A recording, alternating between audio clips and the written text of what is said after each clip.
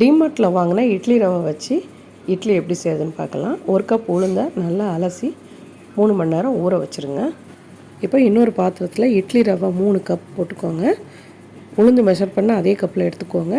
நல்லா அலசிக்கோங்க. 3 மணி நேரம் ஊற வச்சுருங்க. இப்போ ஊற வச்ச உளுந்தை மிக்ஸி ஜாரில் போட்டு நல்லா அரைச்சி ஒரு பாத்திரத்தில் மாற்றிடுங்க. ஊற வச்ச இட்லி ரவையை பாருங்கள். இப்போ இதில் தண்ணியை நல்லா ஃபில்டர் பண்ணி தனியாக வச்சுக்கோங்க. அரைச்ச உளுந்த மாவை ஒரு பாத்திரத்தில் மாற்றிக்கோங்க. இப்போ இந்த மாவோட இட்லி ரவையை சேர்த்துக்கோங்க. தேவையான உப்பு சேர்த்து நல்லா மிக்ஸ் பண்ணிக்கோங்க. தண்ணி தேவைப்பட்டால் கொஞ்சம் சேர்த்துக்கோங்க. மாவு புளிக்கட்டுங்க. அப்படியே மூடி வச்சுருங்க. ஒரு 7 மணி நேரம் கழித்து எடுத்து பார்க்கலாம். மாவு நல்லா புளிச்சிடுச்சு பாருங்கள். இப்போ மாவை நல்லா கலக்கிக்கோங்க.